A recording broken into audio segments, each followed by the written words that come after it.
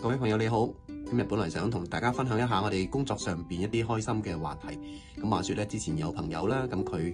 喉嚨唔舒服，咁開始做一啲檢查，咁啊發覺咧係有繭喺個喉嚨裏邊，咁需要做一啲長期嘅治理，同埋一啲內窺鏡。咁呢位老師嚟嘅，咁就好快睇咗好嘅醫生之後咧，就揾到時間，然後就可以 book 咗做手術啦。咁由佢到手術跟進到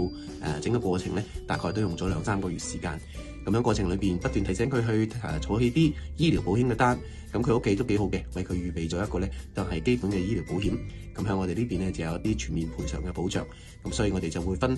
基本嘅先由一間保險公司處理，跟住全面賠償就處理佢後邊嗰 part 啦。咁啊大部分呢啲情況咧，我哋都會一次過幫朋友處理，將兩邊嗰啲嘅 claim 咧一次過處理晒嘅。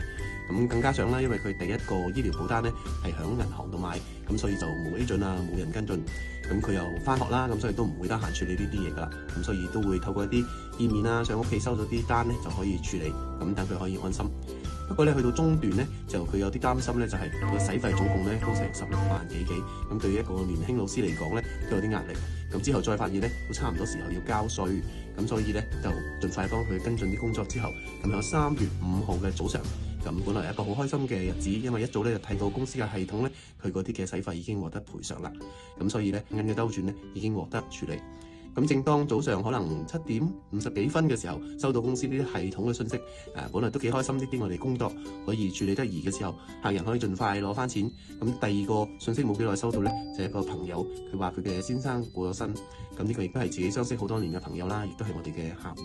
咁喺個過程裏邊，只係短短幾行嘅文字，都會感受到對方一啲嘅憂傷啊。咁所以咧，我哋嘅工作其實就係咁樣。早上可能咧會幫朋友處理一啲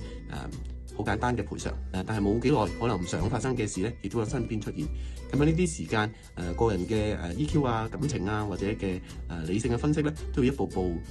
走出嚟啦。咁可能都要同朋友去了解下佢嘅過身當中涉及嘅情況，有冇嘢可以盡快幫到佢嘅。咁當然喺保單上邊我哋會處理啦，但係一啲心情上，又或者一啲具體嘅，譬如後事嘅上面，我哋都有少少呢啲嘅經驗同埋聯絡，儲咗一啲資料庫啦，希望可以將呢啲嘢咧俾有需要嘅家庭或者朋友嘅。咁值得一提嘅咧就係呢個過咗身嘅朋友咧，喺 COVID 嘅時候都同佢用視像溝通傾偈。咁當時佢仲考慮緊如果喺呢啲經濟唔好嘅時候，會唔會有需要 review 下自己嘅保單啊？會唔會有需要減省一啲嘅開支啊？各方面，咁呢啲我哋當然去同佢分析完之後咧，都努力建議佢係保持自己嘅保障嘅。咁今次咁好彩，喺 COVID 之後冇幾耐嘅時間發生一啲咁不幸嘅事，咁呢次佢最尾決定保留保單咧，相信係對屋企一個最大嘅保障嚟嘅。下次如果有適合嘅時候，再同大家分享下呢啲處理死亡賠償嘅經驗。咁今日講住咁多先，下次再見。